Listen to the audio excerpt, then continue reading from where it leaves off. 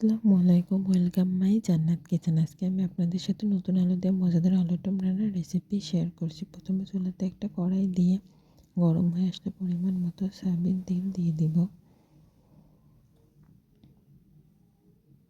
তেলটা গরম হয়ে এসেছে, এবার কিছু পেঁয়াজ কুচি দিয়ে দিব। এবার একটু নেড়ে নিব। একটু সময় নিয়ে নেড়ে নেড়ে পেঁয়াজটা বেরেস্তা মতো করে ভেজে নিতে হবে।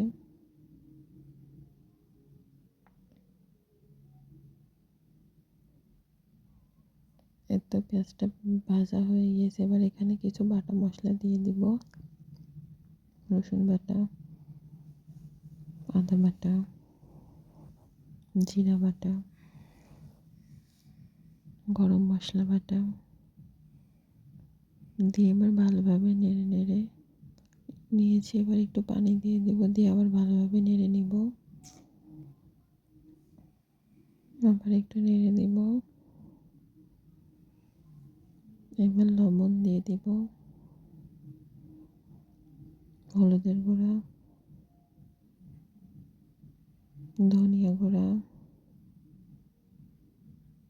মরিচের গুঁড়া দিয়ে ভালোভাবে আবার মশলাটা নেড়ে নেড়ে কষিয়ে নিব।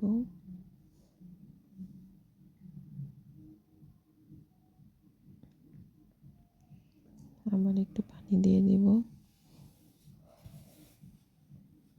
দিয়ে আবার একটু নেড়ে নেড়ে কষিয়ে নিব। তো মশলাটা অনেক সুন্দরভাবে কষানো হয়ে গিয়েছে।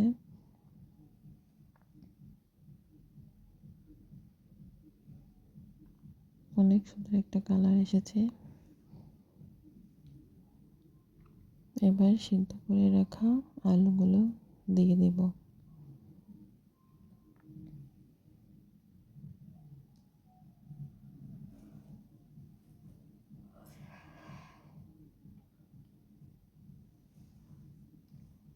দিয়ে এবার ভালোভাবে মশলার সাথে নেড়ে নেড়ে কষিয়ে নিতে হবে। ভালোভাবে নেড়ে নেড়ে মশলার সাথে কষিয়ে নিতে হবে।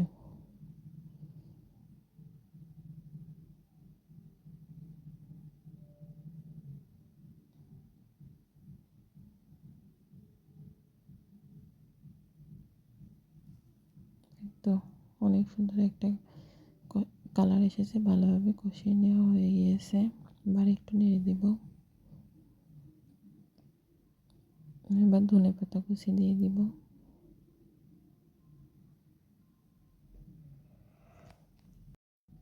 এবার আর একটু নেড়ে দিব।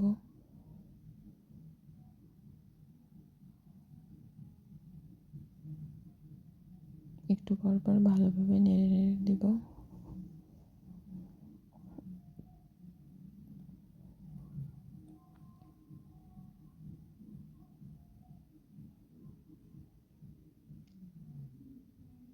তো রান্নাটা প্রায় হয়ে এসেছে। রান্নাটা ভালো লাগলে অবশ্যই একটা লাইক, কমেন্ট এবং শেয়ার করে দিবেন। আল্লাহ হাফিজ, আসসালামু আলাইকুম। রান্নাটা সম্পূর্ণ দেখার জন্য ধন্যবাদ।